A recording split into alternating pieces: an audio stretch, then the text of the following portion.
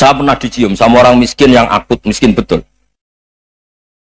Itu tak ajarin, Anda ini lebih hebat ketimbang orang-orang kaya. Misalnya gini, misalnya ada komunitas rektor atau kiai besar. Saya ini kata orang banyak termasuk kiai besar. Mungkin kalau pinjam uang itu karena mau beli mobil, aksesoris mobil, karena kita kiai tok, atau rektor, atau orang-orang tok. Kalau sesama orang miskin itu pinjem-pinjemannya itu urusan beras, itu urusan nyawa. Keren mana? Menyelamatkan nyawa sama aksesoris mobil. Nyawa. Jadi pahala kamu pasti lebih besar itu. Itu senangnya jadi orang miskin terus keterusan sampai sekarang.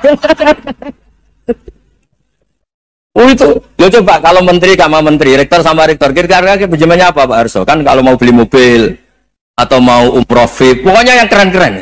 Kalau orang miskin pinjam karena apa? Makan kan? Beras kan? Makanya kalau sudah miskin monggo lah kalau ingin teruskan. Maksud saya Islam tuh seenak itu. Islam itu segampang itu. Sudahlah yang sedang miskin ya keren. Karena sekali sosial tuh urusannya apa? Nyawa. Tapi kalau miskin semua ya Indonesia bisa tutup kan. Ya sudah yang kaya-kaya itu saya mengatakan Indonesia karena bayar pajak yang menjadikan Indonesia berjalan. Tapi ya dipakai yang benar. Nah, begitu seterusnya. Ada kiai miskin cerita ke kita. Terus enak jenengan alim, terus punya santri banyak, bisa ngajar di mana-mana. Saya bilang, hebat kamu. Dia hidup di daerah tertinggal. Itu yang diajarkan kan hanya tauhid. Kan nggak mungkin desa tertinggal baca fikih perbandingan madhab. Kan nggak mungkin.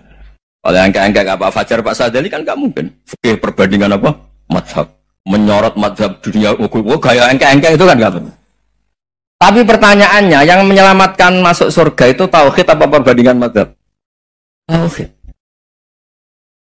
Ini hanya mengajarkan fardu kifayah sunat-sunat. Ini Anda mengajarkan fardu ain. Surganya dulu kamu. Oh terus senangnya jadi kayak gitu. Karena yang diajarkan apa? Tauhid. Sementara kita yang gaya-gaya ini ajarkan perbandingan apa? Ada studi banding ke Al-Azhar kemana-mana. Ini enggak tauhid. Dari orang nyembah pohon jadi nyembah Allah Ta'ala. Keren enggak? Keren. Jadi terus kiai desa sama saya senangnya bukan karena tak bela. Tapi ada yang agak kurang ajar tanya saya. Kalau itu hebat kenapa Gus gak mau jadi kiai desa? Waduh. Wah ya repot kalau pertanyaan. Terus tak jawab, kalau saya jadi kiai desa, kamu ngangsu ilmu dari mana coba? Ya dari jenengan, ya kalau sama gobloknya ada bisa. Ya sudah, Gus aja jadi kiai besar. Maksud saya, ya sudahlah kita begini seperti yang saya ajarkan di sini, saya sarankan supaya orang itu tahu.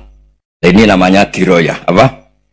Makanya kata Imam Ghazali itu kalau kamu ingin sopan gampang melihat anak kecil, wa aqallu minni dzamban, dia dosanya lebih kecil. Karena masih kecil kan, tentu secara dosa enggak banyak. Kalau melihat orang yang tua, wa aktsaru minni ibadatan, dia tentu ibadahnya lebih banyak karena umurnya lebih banyak. Sehingga terus semua orang lain tuh di depan kita itu hebat. Ya semua orang lain sama misalnya Pak ini rektor, Pak Fathul Wahid rektor, tanggung jawabnya lebih banyak, berarti pahalanya lebih banyak. Tapi sama, ketika melihat Nyon Sewu, melihat pegawainya yang secara lahir di bawahnya, ini tanggung jawabnya nggak banyak, pasti salahnya juga enggak. Itu yang diajarkan Rasulullah SAW, sehingga enak. Tapi kalau kita melihat orang lain selalu salahnya, itu pecundang. Allah saja tidak seperti itu kan, amal baik ya ada khairan, amal buruk ya ada saron, semuanya dilihat oleh Allah Subhanahu wa Ta'ala. Saya itu punya teman Gus, agak beling, agak seenaknya. Dulu miskin. Wah itu seenaknya betul. Kayak kenal Tuhan sudah. Tak tanya, kenapa kamu seenaknya? Satu bulan tuh labanya bisa 200 juta sampai 500, sampai 1 miliar. Saya itu Gus, setelah duha itu perkembangannya bagus. Duha, setelah duha itu. Saya pernah miskin, kan kata apa? Ingkana rizki fisama, wa ingkana qalilan, ya kalau fisama fa'anzilhu, terus wa ingkana qalilan fakasirhu, kalau sedikit perbanyak. Ini trennya sudah benar semua. Nah, wa ingkana apa? Ya haroman fatahirhu, kalau haram yang kau sucikan. Makanya saya seenaknya, kalau qalilan sudah fakasirhu, paling trennya yang enggak benar juga fatahirhu, kata. Dia yakin kalau yang enggak benar-benar sudah disucikan Allah, karena yang lain-lain sudah Dari miskin sudah kaya, qalilan sudah fakasiru, paling yang haroman juga sudah fatahiru gitu. Tak tanya, kamu kok tahu? Polanya sudah ada Gus, karena saya kamu sembrono sama Tuhan kok begitu kan? Tapi apapun itu seneng saya. Seneng saya sering salah teh, makanya saya mohon yang sekarang miskin sedang miskin itu ya ndak usah nyesal banget. Kalau ingin kaya monggo lah, namanya orang juga ingin. Tapi Anda harus bangga. Sosial antar kalian adalah urusan nyawa dan itu pahalanya luar biasa. Supaya kita, nah yang kaya-kaya juga boleh GR lah karena pembayar pajak. Dan itu bisa menyelamatkan apa? Indonesia Raya. Begitu seterusnya. Itu yang diajarkan Nabi, antawadhu hatta la yabghiya ahadun ala ahadin. Kamu semua harus tawadhu sehingga antar kalian tidak saling tidak sopan, tidak saling liar, tidak saling mendolimi. Termasuk tadi sikap gak jelas tadi. Orang dolim yang sekarang dolim saya saja tobat. Yang sekarang soleh bisa saja nanti. Semuanya itu mungkin. Kita diajari ya muqallibal qulub tsabbit qalbi ala dini. Jadi keliru kalau kita dalam banyak hal harus tegas, gak mesti. Al halalu bayyinun wal haramu bayyinun. Tapi ada wa bainahuma umurun mustabihat. Ada yang wilayahnya itu abu-abu. Misalnya ada perempuan cantik misalnya, contoh paling gampang. Kalau kamu ajari secara serius kamu bisa saja tergoda jadi fitnah. Kalau orang soleh gak berani ngajarin, kemudian digunakan orang fasik, malah menjadi orang nakal, kita juga tanggung jawab. Kamu mau tegas gimana? Wilayahnya sama-sama mungkin. Wilayahnya sama-sama mungkin. Yang dekat pejabat mungkin terkontaminasi KKN. Tapi kalau pejabat gak dekati orang soleh, punya perilaku yang gak soleh, yang repot juga Indonesia kan? Nah hal-hal seperti itu kita tidak perlu ngambil sikap. Maksudnya gak usah ngambil sikap, ya kita buktikan kalau milih satu madhab, kita buktikan semuanya lebih baik, semuanya lebih bermanfaat, semuanya lebih berperadaban. Karena nggak bisa dihindari wabena humai.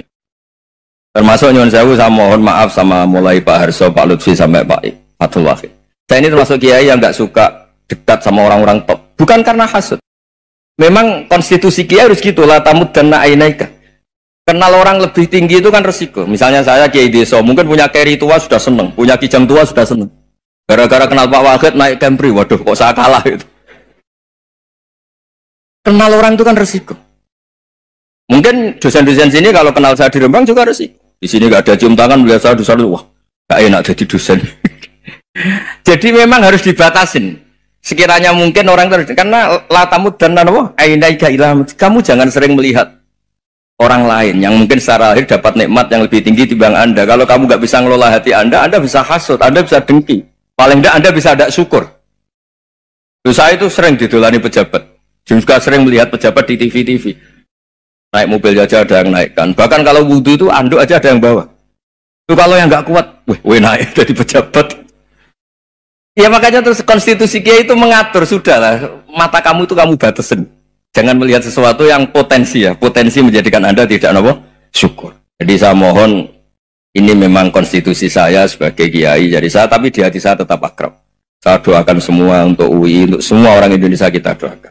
Kita ingin semuanya tambah baik, tambah. Tadi katanya mau naik kelas ya. Kalau naik kelas dari rumah saya niatkan mari mengkaji diroyah. Diroyah itu melogikakan riwayat. Jadi misalnya kita sering dengar Rasulullah SAW sering ngendikan kalian masuk surga itu bukan hanya berdasar amal, tapi berdasar anugerah Allah Subhanahu wa Ta'ala. Oke, kita sepakat amal kita, perilaku kita, ibadah kita andaikan dikompensasi dengan nikmat yang Allah berikan tentu tidak seimbang. Untuk membayar itu saja sudah lunas. Jadi Anda semua tidak berhak masuk apa? Surga. Sehingga di beberapa riwayat dijelaskan ada orang yang 500 tahun ibadah, nggak pernah maksiat. Ditanya sama Allah, kamu masuk surga karena apa? Karena ibadah saya ya Allah. Ya sudah, surga kamu 500 tahun saja karena ibadah kamu 500 tahun. Ini cerita umur-umur orang dulu. Ya Allah, katanya surga engkau ini selamanya. Ya kalau yang selamanya itu rahmatku. Kalau amal kamu terbatas ya surganya sesuai amal kamu ya terbatas. Ya sudah ya Allah, berarti masuk saya surga saya ini karena fadl engkau, karena anugerah engkau. Itu namanya apa? Diroyah. Diroyah itu satu kajian analisis di mana kita percaya riwayat, tapi kemudian punya logika, punya diroyah. Ini penting supaya tauhid kita ini kuat. Jadi dulu ada orang yang sangat cerdas, namanya Jubair bin Mut'im. Dia saking cerdasnya, juga kaya, juga tokoh, dikirim sebagai delegasi pembebasan Asra Badrin, tawanan Badar. Kemudian pas datang ke Masjid Nabawi, Nabi delalah pas baca Wattur wa kitabim mastur. Sampai pada titik Nabi baca Am khuliqu min ghairi syai'in am humul khaliqun. Apakah penciptaan yang sedemikian canggih itu dimulai tanpa perwujudan, tanpa sesuatu yang real, yang maujud? Orang itu langsung bersimpuh, matur, ya Rasulullah saya Islam. Ada qalbi yadir, hampir hati saya, otak saya, pikiran saya itu terbang. Karena logika yang dibangun ateisme misalnya, kalau alam raya ini dimulai dari nihilisme, berarti logikanya apa? Al-adamu yakhluqu maujudan. Alam raya ini kan maujud. Maujud itu ada. Kalau yang lebih dulu itu ketiadaan, berarti ketiadaan menjadi sebab kewujudan. Kalau dalam bahasa Arab itu al-adamu yakhluqu maujudan. Sesuatu yang harusnya nggak jadi faktor karena ketiadaan, menjadi faktor sesuatu yang nyata. Itu kan nggak masuk akal. Ya, kalau alam raya ini ada al-adam sing yasbiku maujudan, berarti alam raya ini al-adamu yakhluqu maujudan, suatu yang tidak ada menciptakan yang ada. Dengan logika itu terus kita ngaji, diajari sama guru-guru kita, sifat dasar Allah itu maujud. Wallahu maujudun qadimun. Terus masuk. Yang harus distatuskan pertama dari Allah itu apa? Maujud, wujud. Karena dengan wujud ini layak menjadi penyebab adanya alam raya ini. Sehingga ketika kita menolak faham nihilisme atau ateisme, faham tanpa Tuhan, tanpa pencipta awal, kita punya diroyah bahwa tidak mungkin ketiadaan ini menjadi sebab perwujudan alam raya ini. Yaitu am khuliqu min ghairi syai'in. Masa alam raya ini diciptakan tanpa sebab yang nyata, yaitu wajibil wujud. Siapa itu? Allah Subhanahu wa ta'ala.